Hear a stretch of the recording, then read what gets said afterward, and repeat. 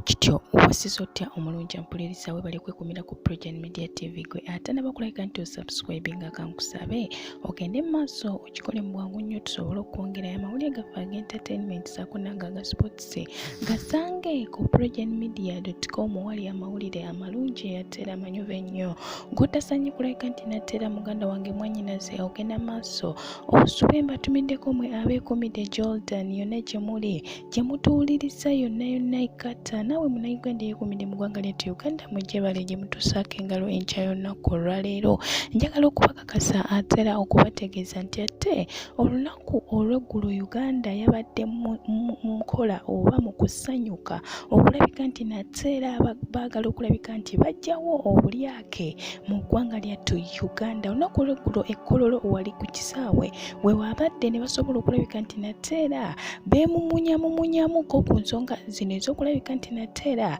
bajjawo obulyake. Njagala okutegeeza ate era okugamba nti no ye ate pulezidenti w'eggwanga Yoweri Kaguta Museveni yagenze maaso n'alabula abo abalumba abali b'enguzi nga Miss Jane ne mubatuusizaako wano olunaku olw'eggulo saako ne IG mwenna gwe mumanyi obulungi amanyikiddwa nga Betty Kamya yagenze maaso n'abategeeza n'abagamba nti abali b'enguzi mubagendeko mpola temugenda bugenzi nga mubalumba naye mulina okukozesa obukodyo obw'amaanyi. Nakutegeeza ne nkugamba nti no abantu bano bagenze maaso ne bategeeza nti omukulu ono pulezidenti w'eggwanga Yoweri Kaguta Museveni yateekateeka oba yali mu lukwe lw'abo abali b'enguzi kubanga bo buli we bagezaako okulabika nti nate era bakyewala buli bagezaako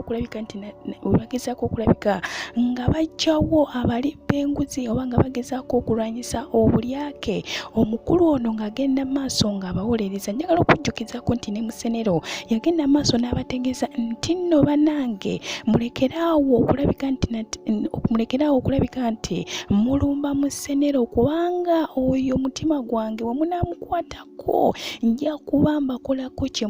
muteerabira. N'olw'ensonga eyo n'abagamba nti Musenero mumuleke. Olunaku olw'eggulo yagenze maaso n'ayogera bw'ati n'abagamba muleke abali b'enguzi mubagendeko mpola temubanyeenya we munaabanyeenya bajja kukwata ebyo bye balina bagende babikozese oba babinvestinge ebweru. Bw'atyo n'abategeeza n'abagamba nti mubagendeko mpola kubanga ekijja temujja kyagala mubakwate mpola ng'akalira k'omwana obanga eggi kubanga eggi lisobola okulabika nti nate era bw'olikwata liyinza okukwatika ate era temugenda mu maaso kubanga we munaanyigiriza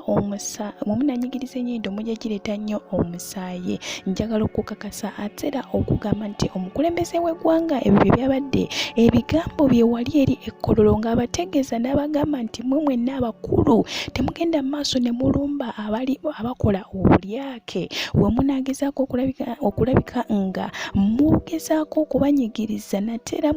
mujja funamu obuzibu obutali bulungi. Bw'atyo n'agenda maaso n'abagamba nti bannange we munaakikola ate bajja kulabika nti bagenda esente zaabwe bazinvestinge ebweru basobole okukola ebyo bye baagala. N'olw'ensonga eyo n'abagamba temunyeenya beebase mubaleke kubanga ekiddako fe abakitegeera naye ate bo bategeeza ne bagamba nti ye kennyini yali emabega waabo abakola obulyake kubanga offices ezisinga abantu abamu bazibeeramu ate nga si be balina okuzibeeramu. Osanga omuntu nga teyasoma nnyo naye ku lw'obulyake nasobola okulabika nti nate ali mu offisi eyo. Nja kuba nate era nkwongera amawulire amalala mangi tosaanye kulabika nga ogasubwa akamaloso okunywa no ku mazzi kanzige.